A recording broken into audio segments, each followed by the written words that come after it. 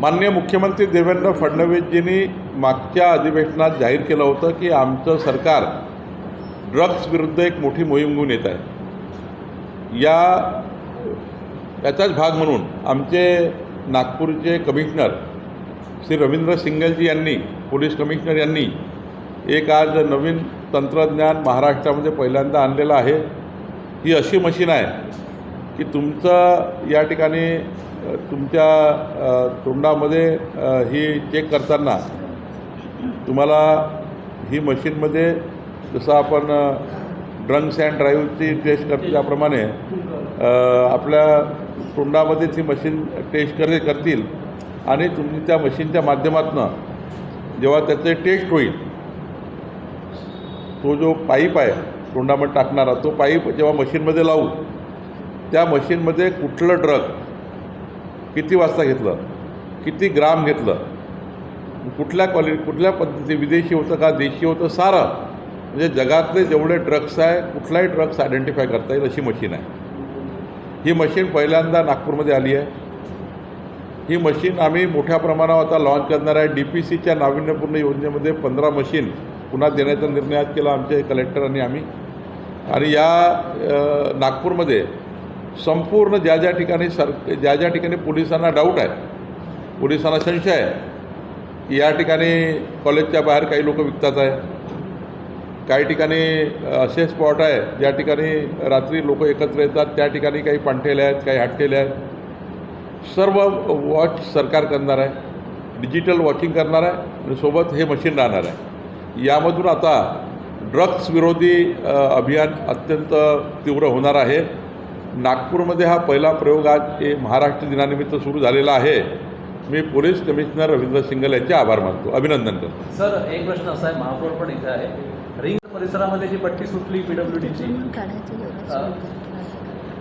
40 kilometre inner ring रोडच्या ठिकाणी PWDचा road जेव्हा तयार केला तेव्हा काही बाजूला पट्टी सुटली आहे रोडची, जागा PWDची आहे, लोकांनी अतिक्रमण केलं आहे। मटणाचे दुकानं वगैरे तर मानेवाडा चौकात मटन मार्केटमधूनच श्रीनगर कन्याकुमारी हायवे हा मटन मार्केटमधूनच जातो आहे।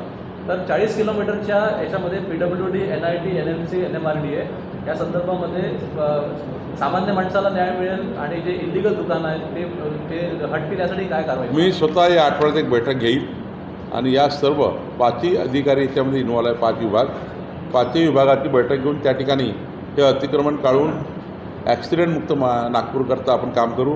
एक महत्त्वाची गोष्ट आहे, नागपूरमध्ये नागपूर शहर पोलिसांचं ऑपरेशन U-टर्न पुन्हा एकदा सुरू झालेलं आहे। अंमली पदार्थ चाचणी मोहीम ही सुरू झाली आहे। अंमली पदार्थ चाचणी मोहीम ऑपरेशन U-टर्नमध्ये सुरू झालेली आहे आणि बेदरकार वाहन चालवणारे, स्पीडनी वाहन चालवणाऱ्या लोकांनाही लगाम बसणार आहे। 5 लाख युवकापर्यंत ही मोहीम जाणार आहे। रस्ते सुरक्षा अधिक बळकट करण्यासाठी आणि बेदरकार वाहनावर आळा घालण्यासाठी नागपूर शहराचे महत्त्वपूर्ण पाऊल आहे। यामध्ये 1 मे 26 पासून वाहन चालकाची अंमली पदार्थ सेवन चाचणी होणार आहे, ड्रग टेस्टिंग होणार आहे, ड्रंक अँड ड्राईव्हची टेस्टिंग आम्ही करणार आहोत आणि जिल्ह्यातील सर्व महाविद्यालयापर्यंत पोहोचण्याचं लक्ष्य या मोहिमेच्या माध्यमातून आहे। धन्यवाद। आकडा आला की महाराष्ट्रभर किती लोकांना या शिबिरांमधून फायदा झाला? पहिल्या टप्प्याच्या शिबिरमध्ये 22 लाख परिवारांना आम्ही परवापर्यंत लाभ दिला आहे। आता 8 मे आणि 15 मे, म्हणजे 15 मे आता आहे, 8 मे आहे, 2 शिबिर बाकी आहे पहिल्या टप्प्यातलं, 4 झाला आहे। 6 शिबिराची योजना आम्ही केली होती। या 2 टप्पा 15 मेला अंतिम आकडा येईल। आता आम्ही विचार करतो आहे की 15 मे नंतर जिल्हास्तरीय शिबिर घ्यायचं। आता आम्ही मंडळ स्तरावर घेतलं। जिल्हास्तर शिबिरामध्ये मी स्वतः दिवसभर राहणार आहे। त्यामध्ये महसूल विभाग आणि इतर राज्यातले विभाग, सर्व विभागाच्या ज्या सर्व्हिसेस आहेत त्या सर्व्हिसेस आम्ही ईज ऑफ डुईंग बिझनेसच्या माध्यमातून घरोघरी पोहोचवण्याचा विचार करतो आहे। शासनाने जे निर्णय घेतलेला आहे ते निर्णय लोकाभिमुख आहे। त्या निर्णयाचा फायदा महाराष्ट्राच्या जनतेला झाला पाहिजे। केवळ सरकारने कायदे करून किंवा निर्णय करून चालणार नाही, त्या निर्णयाची अंमलबजावणी मात्र खाली पण झाली पाहिजे। याकरता छत्रपती शिवाजी महाराजस्व अभियानाची भूमिका आली आणि त्यामुळं लोकाभिमुख शासनाची भूमिका आली। मला असं वाटतं की पुढच्या 3 वर्षामध्ये राज्यातल्या प्रत्येक व्यक्तीला त्यांची सेवा हमी जो कायद्याने आम्ही दिली आहे ती सेवा आम्ही देणार आहोत आणि निश्चितपणे मला विश्वास आहे की आमचं महसूल प्रशासन याकरता सज्ज आहे.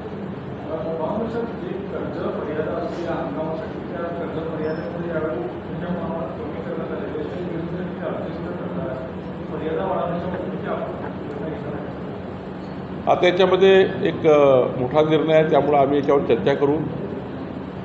पण जास्तीत जास्त शेतकऱ्यांना कशी मदत करता येईल. अल निनोचा प्रभाव आहे, दुष्काळ परिस्थिती येऊ शकते अशी स्थिती आहे. त्यामुळं जास्तीत जास्त विचार 4 डेव्हलपमेंटचे काम कमी झाले चालतील तर सरकारी शेतकऱ्याच्या पाठीशी उभं राहण्याचा विचार करते विचार केला आहे. बावनकुड़ी की कमर्शियल जो सिलेंडर है जो दुकानों या होटल में लगते हैं उसके रेट आज से 3000 रुपये हो गए. कैसे देखते हैं क्योंकि वैसे